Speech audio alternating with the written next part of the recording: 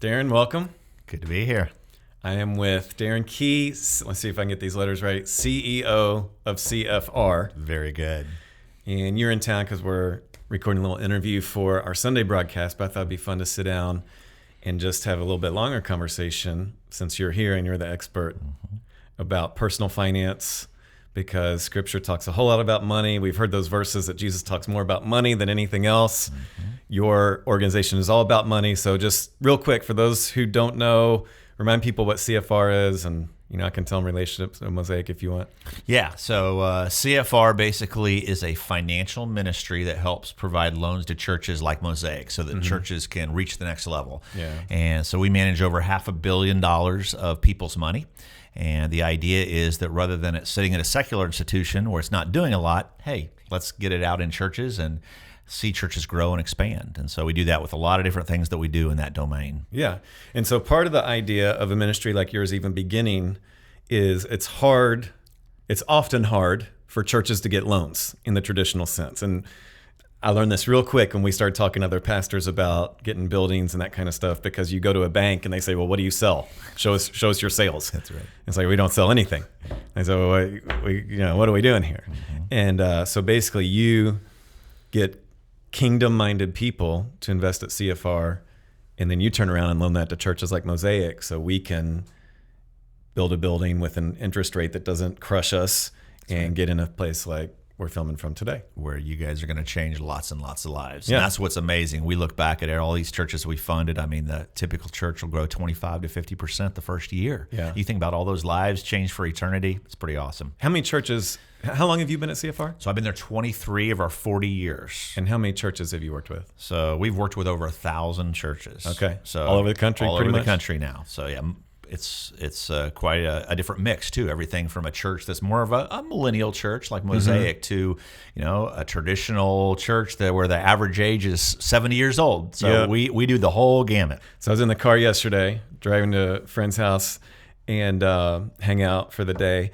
And I had it on scan just to try and find some good music. And some radio station came on that was like old school church music. It was an organ and a choir. Wow. And I stopped it and I said, kids, this is what my parents grew up hearing in church. And they were like, what?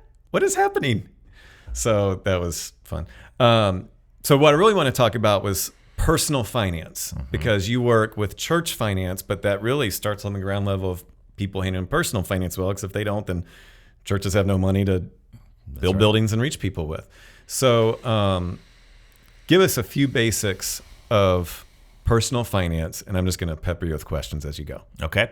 So I'm a certified financial planner. Okay. And so we're taught several principles when we go through our CFP designation. And one of the first principles you learn is that every family, to be a wise manager of money, and this is even in secular organizations, they're going to say this, they need to have an emergency savings fund.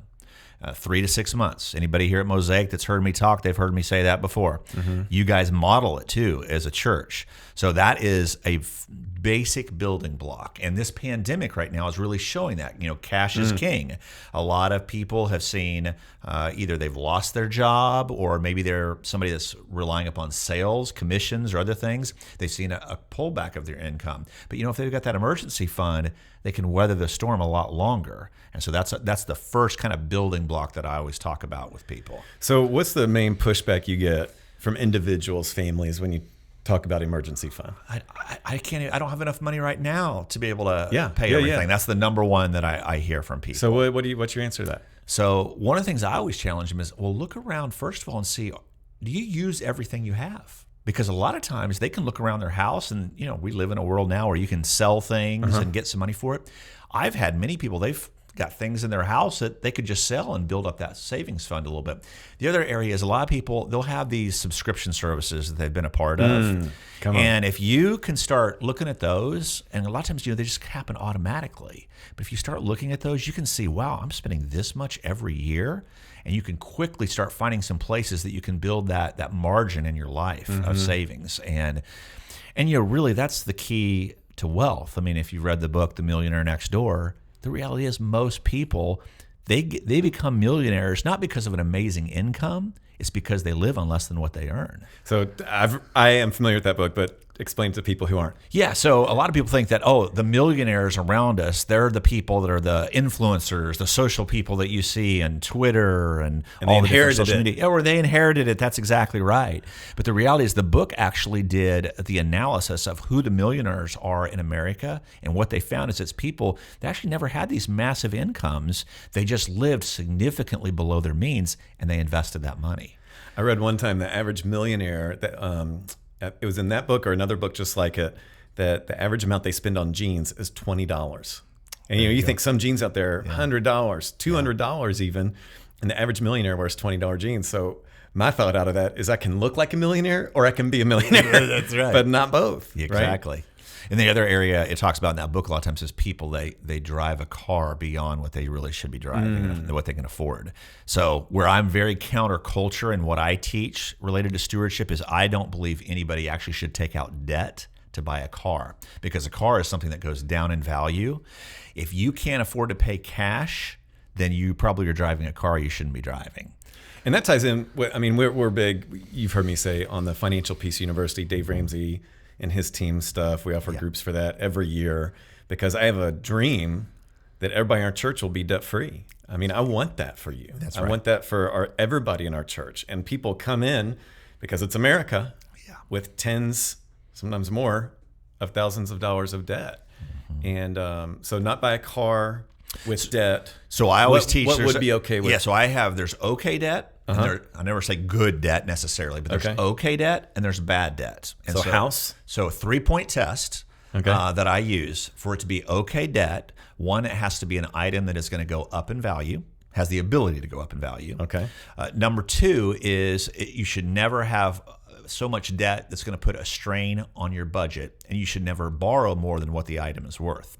So based on that 3-point test, there are only 3 things that come out on okay debt. And you hit the first one is a house. Now, you still even got to be careful with a house that you're not house rich and cash poor. Yeah. Because I see that happen a lot. And then if you get a downturn in the economy, now you've got all this equity that's no longer there, or maybe you can't even afford your payment anymore.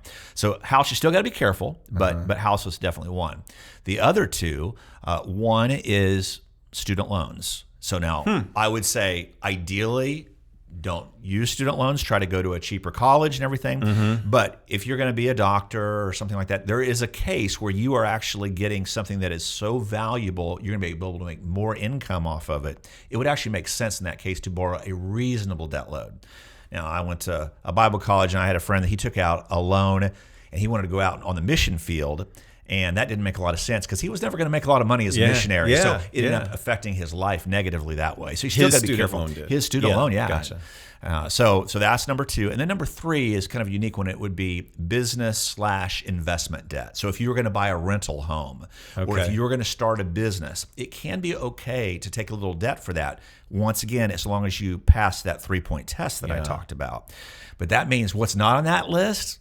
Cars, credit cards, furniture, vacation. Yes, all those things. Yeah. If you can't afford to pay cash, you can pay. You can use a credit card. I believe it's okay as long as you pay it off at the end of the month. Yeah. But you're not going to take ongoing debt there. That's a wealth killer right there. Yeah. So what about the person here who's like, I got my business idea. I'm going to take $100,000 on this. This is can't miss. How do you advise that person get wisdom so they're not going crazy with it? So the first thing is that they need to make sure that they're never borrowing more against some asset than what it's worth. So if they were going to launch a business, they could if they're going to borrow $100,000, they would have to have a lot of skin in the game to buy some asset. Let's say it was a delivery business of some kind. They're going to buy a car or van or something like that. They would still have to be buying have a lot of equity on that before they would ever do it. Before it's worth it. Yeah. Okay.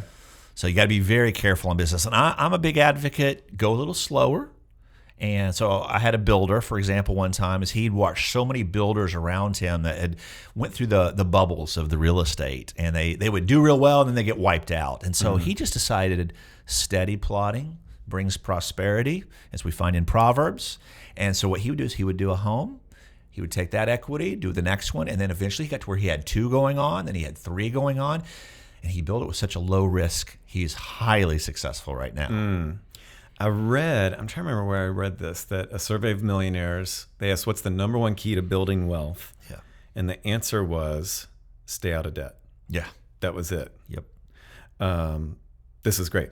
And there's lots of scriptures about this. I mean, there's the whole, not to get overly spiritual, but we have the debt of our sin. That's right. That's the whole reason we're in trouble spiritually, is we have this debt we can't pay, right? Awesome. So debt, let's talk about generosity. Yes. Because, those are kind of the two, there's stewardship in general, but if you're doing these two things, you're being a good steward, right? If you're no debt and being generous. Talk about generosity. What are a couple principles? So the first thing is I encourage everybody to give something. Like, what's baffling to me, we work with, as I said, over 1,000 churches, and what's sad is we see in a lot of churches it's only about half the people that give anything, like $1. That's right, $1, and that's hard free for a show, guy baby. Come on that in. Talks about stewardship all the time. So I'm really a big fan that everybody, no matter where you're at, just you give something. Yeah. And that shows that it's the one time God kind of challenges us. He tests us in this and says, hey, go ahead and give to me. So it's where your faith really shows it's real, in my opinion. So that's the first thing, give something. As we look back in Scripture, you can have a discussion of whether the tithe is appropriate. I would argue, actually, we are in America far more blessed than when the early church was in existence.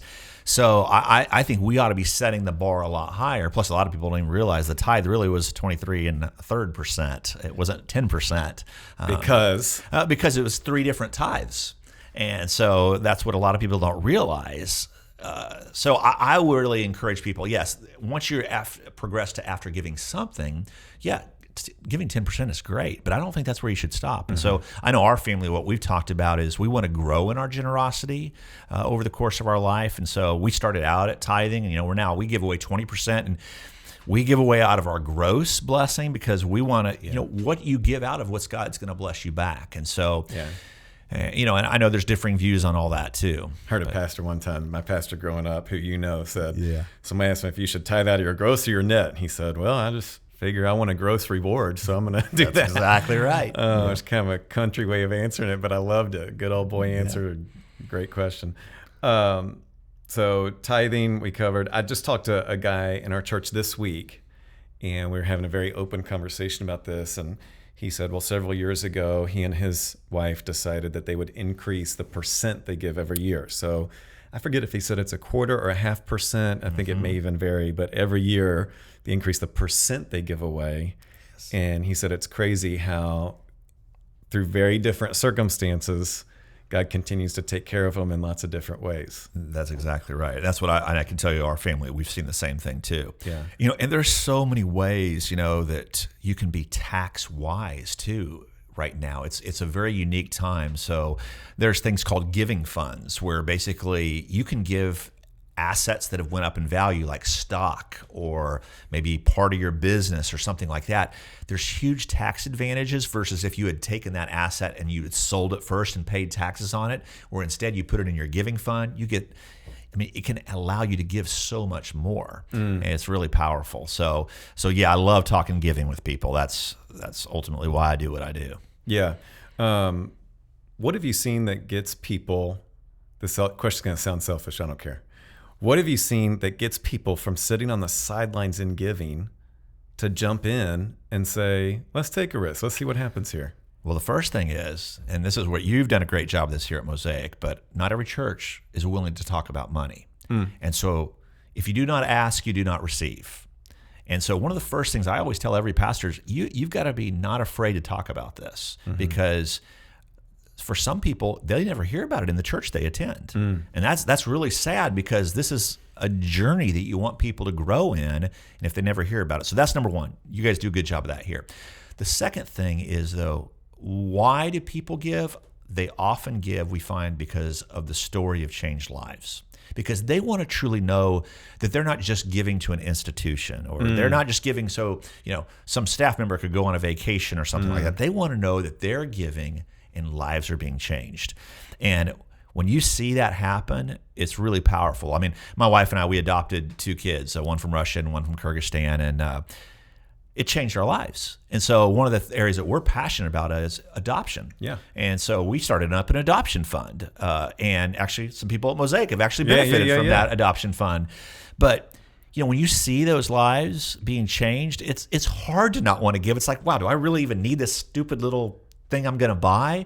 Or man, would I rather see this kid get out of an orphanage somewhere and be impacted? Yeah. So I think that power of story is very important to actually the linkage of where you see your dollars are going to go do that. It's really amazing to think about. A lot of people don't get to travel the world in their lifetime, but they can give and they can impact the entire world through that giving if it's well managed by a great organization. So we love that.